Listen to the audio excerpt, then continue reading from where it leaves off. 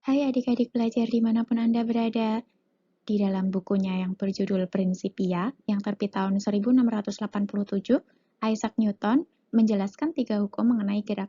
Yuk kita pelajari satu persatu. Hukum pertama Newton tentang gerak dikenal sebagai hukum inersia atau kelembaman, atau kemalasan. Jika resultan gaya yang bekerja pada suatu benda sama dengan 0, maka benda yang semula diam akan tetap diam, dan benda yang semula bergerak dengan kecepatan konstan akan tetap bergerak dengan kecepatan konstan. Dirumuskan sebagai sigma F sama dengan 0. F itu gaya. Jadi, jumlahan semua gaya yang bekerja pada benda adalah 0. Contoh di kehidupan sehari-hari dapat kita jumpai ketika kita mendorong dinding. Dinding akan tetap diam seberapapun kuat kita mendorong.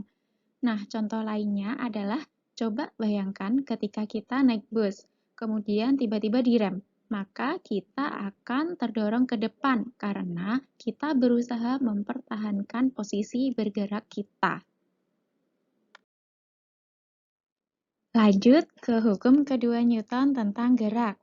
Jika suatu benda diberi gaya, maka akan dihasilkan suatu percepatan dalam arah yang sama dengan resultan gaya. Besarnya percepatan berbanding lurus dengan resultan gaya dan berbanding terbalik dengan massa bendanya. Kalau dituliskan dalam persamaan matematis, dituliskan sebagai sigma F sama dengan M kali A. Sigma F adalah jumlahan gaya, M adalah massa, A adalah percepatan. Nah, contohnya di kehidupan sehari-hari, semakin besar gaya yang kita berikan kepada benda, maka benda akan bergerak dengan percepatan yang lebih besar. Contohnya ketika kita bersepeda dengan mengayuh lebih kuat, maka akan dihasilkan percepatan yang lebih besar. Mari kita lanjut ke hukum ketiga Newton tentang gerak. Hukum ini dikenal dengan aksi reaksi, nggak asing ya. Jika benda A memberikan gaya terhadap benda R, maka benda R juga akan memberikan gaya pada benda A yang besarnya sama, tetapi arahnya berlawanan dengan arah gaya dari benda A. Artinya, akan ada reaksi atau balasan dari sebuah aksi atau sebuah benda ketika dikenai gaya. Contohnya di kehidupan sehari-hari, roket ya. Jadi gaya pendorong roket bergeraknya ke bawah, arah gayanya ke bawah. Tapi reaksi dari gerak roket adalah ke atas. Gaya tersebut adalah yang mendorong roket bergerak ke atas. Contoh lagi, ketika kita mendayung perahu, kita mendorong air ke belakang untuk menggerakkan perahu ke depan. Setelah kita mempelajari teori hukum Newton tentang gerak, mari kita berlatih agar lebih paham ya. Perhatikan soalnya yuk. Ini ada sebuah mobil bermassa 980 kg. Kita langsung tuliskan saja, diketahui massa dari mobil adalah 980 kg. Kemudian ada seorang penumpang. Massa dari penumpang adalah 70 kg. Langsung kita jumlahkan aja. Ini adalah 5, 1050 kg. Yang ditanyakan adalah gaya yang bekerja pada mobil. Ini gayanya ditanyakan, gitu. Ketika mobil melaju dengan percepatan 3 meter per detik pangkat 2. Percepatan A ya, percepatan. Meter per detik pangkat 2. 3 meter per detik pangkat 2. Yang ditanyakan adalah F. Ya sudah, ini berarti hukum 2 Newton tentang gerak. Kita tulis persamaannya. Boleh tulis sigma, boleh enggak. Karena ini gayanya cuma 1, tulis F aja enggak apa-apa. M kali A. M-nya adalah dari massa yang sudah kita hitung total tadi. 1050 dikalikan dengan percepatannya, dikalikan dengan 3.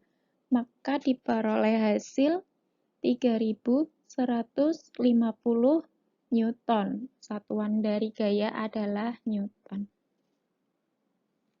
Jelas ya?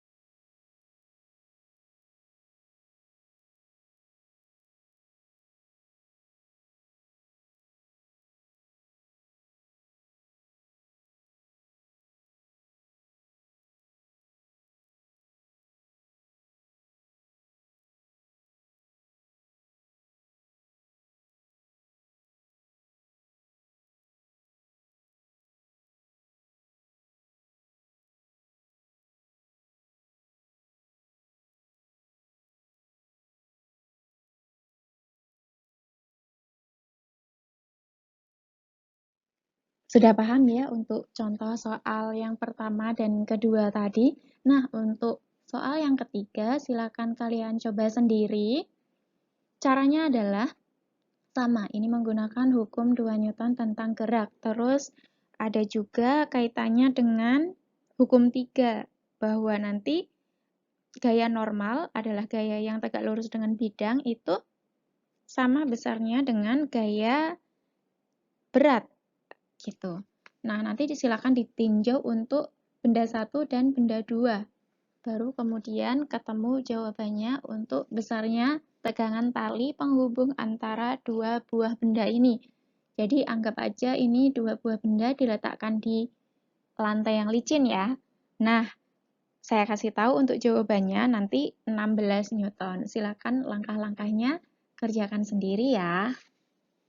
Sekian, terima kasih sudah mau belajar bersama saya. Sampai jumpa di kesempatan berikutnya.